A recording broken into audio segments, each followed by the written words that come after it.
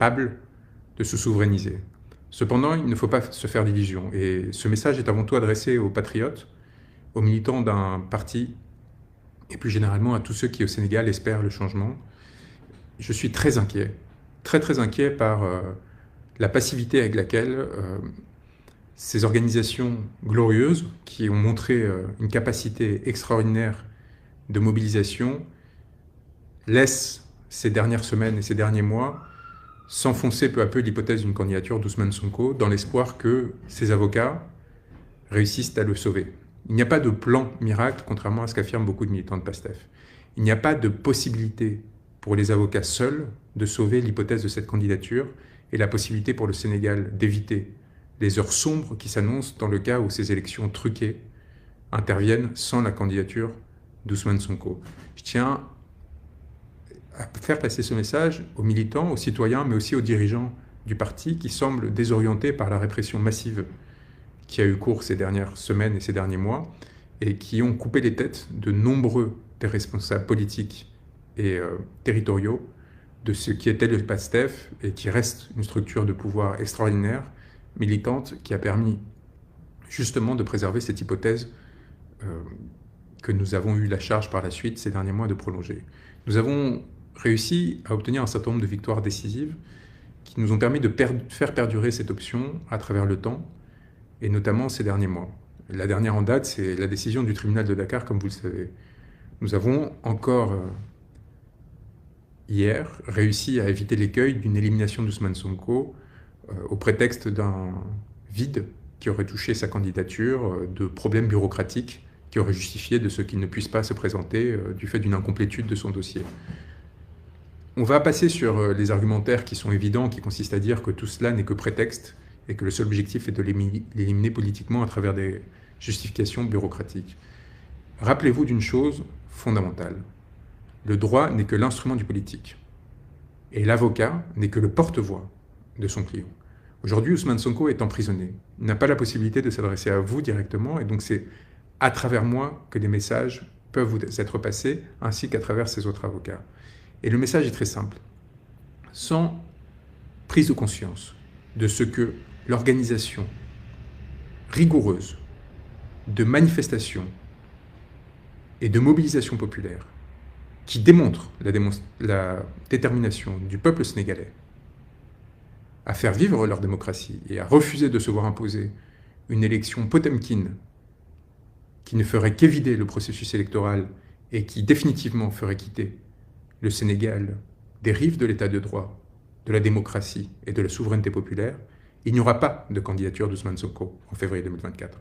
Sans remobilisation massive des patriotes et des militants, sans pression faite sur le gouvernement qui a des adresses, a des lieux de vie, a une identité, a des visages, a des corps, a des individus qui le composent, et qui dès lors peuvent être ciblés, peuvent être alpagués publiquement, afin de leur réclamer le respect de ce droit du peuple sénégalais à s'autodéterminer, du droit du peuple sénégalais.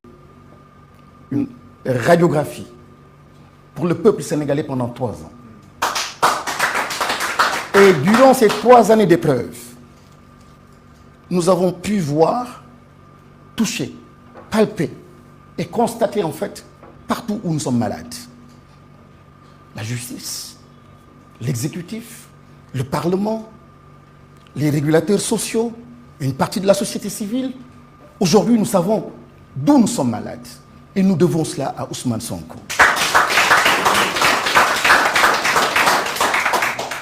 Donc, nous, membres de la coalition Sonko Président 2024, nous avons l'insigne honneur de porter aujourd'hui l'investiture de notre frère, de notre camarade, le président Ousmane Sonko.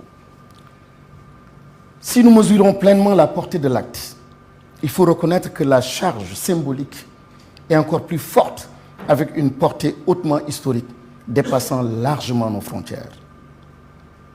Il nous faut ainsi assumer l'exaltante et redoutable tâche d'investir un grand leader panafricain, un digne fils du Sénégal, un grand patriote convaincu qui est symbole de l'éveil et du réveil et de l'envol du phénix africain. nous avons nommé le président Ousmane Sonko. Nous voudrions le faire avec force, avec fidélité, honnêteté, sincérité, mais surtout par devoir de loyauté, dans le combat patriotique pour un Sénégal debout, meilleur et prospère. Nous le faisons aussi à la mémoire de tous les soldats du patriotisme, de la démocratie et des libertés, à tous ceux qui sont tombés sur le champ d'honneur, tous ceux qui ont été privés de liberté parce qu'ils défendaient aussi des libertés. Nous en appelons au sens de la responsabilité de tous pour que leur sacrifice ne soit jamais oublié. À leurs familles, leurs parents, nous transmettons nos pensées, nos prières et notre gratitude. La seule véritable reconnaissance que nous pouvons leur rendre, c'est de libérer le Sénégal du joug des fossoyeurs de la République. C'est de libérer le Sénégal du joug des autocrates, des autoritaires.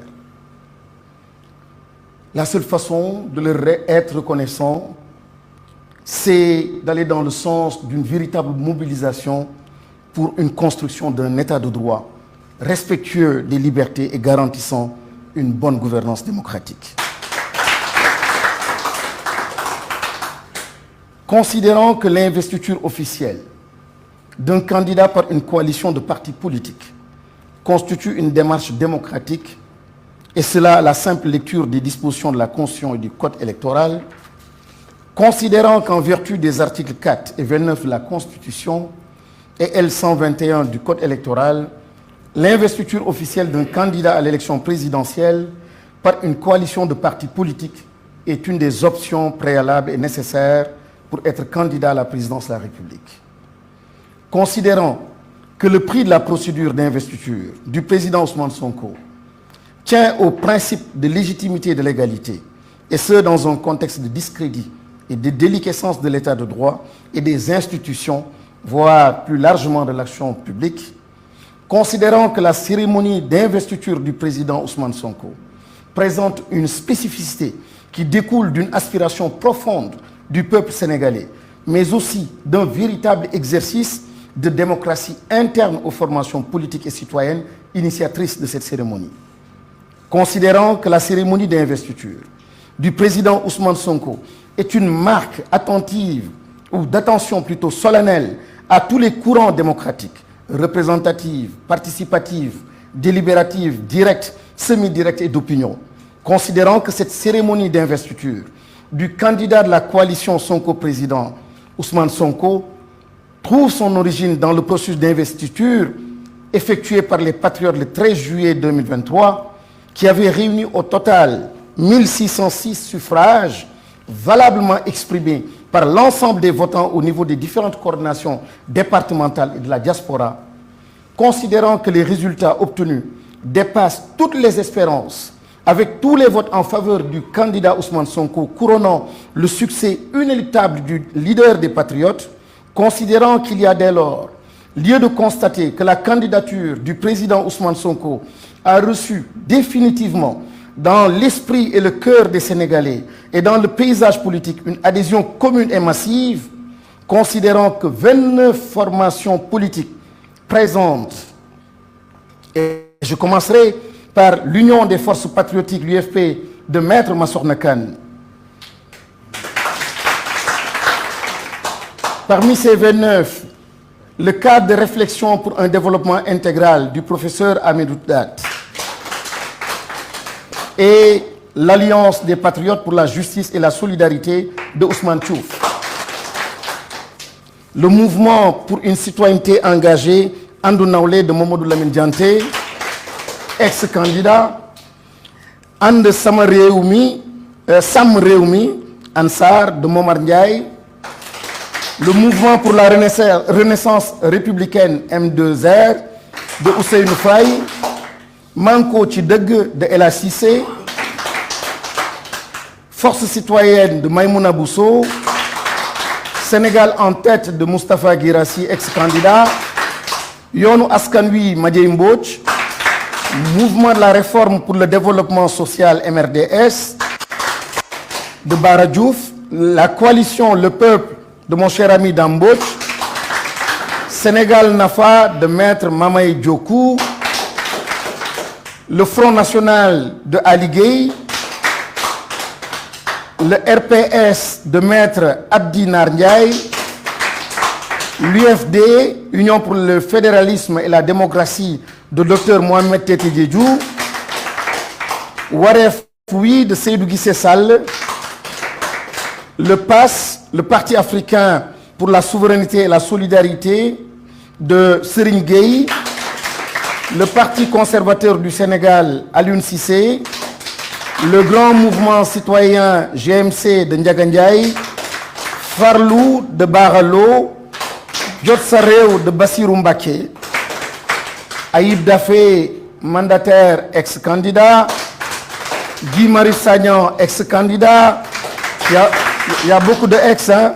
El Malik Ndiaye, ex-candidat, et Biram Souley Diop, ex-candidat. Abbas Fall, donc ex-candidat. Ils ont tous ces partis, toutes ces formations politiques, ont officiellement mis en place la coalition président, Sonko président 2024. Et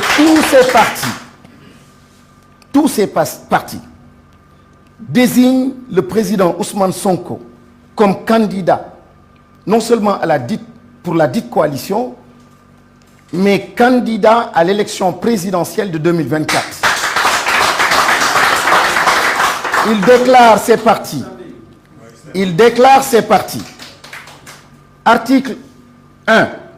Monsieur Ousmane Sonko, né le 15 juillet 1974 à Thiès, exclusivement de nationalité sénégalaise, jouissant intégralement de ses droits civils et politiques, et officiellement investi et déclaré candidat de la coalition Sonko président 2024 à l'élection présidentielle du 27.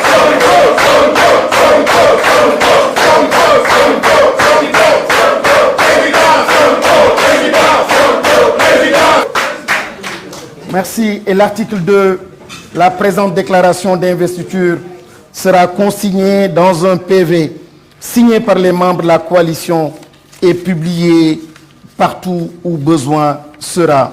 Mais, chers compatriotes, je ne peux pas terminer cette allocution sans m'adresser au Conseil constitutionnel. Le Conseil constitutionnel est un pouvoir. Il ne peut pas aller au-delà de la justice du peuple. Le Conseil constitutionnel ne peut pas être plus juste que le peuple. Le Conseil constitutionnel a le redoutable devoir, la redoutable charge de rééquilibrer les pouvoirs. Le Conseil constitutionnel a la redoutable mission de ramener la paix dans ce pays. Le Conseil constitutionnel a la redoutable mission de redorer le blason de la justice. Je disais tout à l'heure, et la conscience historique, elle est importante. Il y a des juges qui ne sont plus. Il y a des présidents qui ne sont plus. Il y a beaucoup d'êtres humains qui ne sont plus de ce monde. Mais la conscience historique, c'est poser des actes qui pénètrent le futur. C'est poser des actes qui sont durables, qui sont éternels, qui transforment, qui rendent heureux, même après votre vie. Le Conseil constitutionnel a ce redoutable devoir. Il n'a pas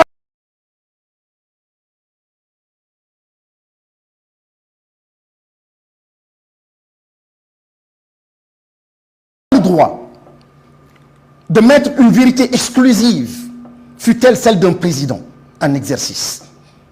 au-dessus de la vérité de tout un peuple. Le Conseil constitutionnel ne peut pas fouler du pied les décisions de justice qui ont rétabli le droit. Et dans des conditions, dans un contexte extrêmement difficile, mais le droit a été dit. La justice s'est relevée au nom de la dignité du peuple, redonner au peuple sénégalais toute sa dignité et toute sa fierté. La justice nous a permis de revivre ces moments. Et ce Conseil constitutionnel, nous attendons cela encore du Conseil constitutionnel, jusque le droit soit dit. L'avenir dépend de ce Conseil constitutionnel. La paix dépend de la décision du Conseil constitutionnel. On ne peut menacer une institution judiciaire. Loin de moi, cette idée. Mais je me réserve le droit de dire ce que je pense être mon droit et ma part de vérité. Et ma part de vérité, c'est que le droit a été dit. Ma part de vérité, c'est qu'une joute électorale, sans le président Ousmane Sonko, rendrait illégitime, pour 5 ans encore, tout autre président qui serait installé. Une joute électorale sans la participation du président Ousmane Sonko voudrait tout simplement dire que le processus électoral est vicié et que le peuple peut se réserver le droit de refuser tout scrutin, tout résultat qui serait issu de ce vote-là si le président Ousmane Sonko n'était pas candidat. J'ai du respect pour nos institutions. Et très sérieusement, très sincèrement, je respecte ma justice. Je sais que le droit sera dit. Je sais que le droit sera dit.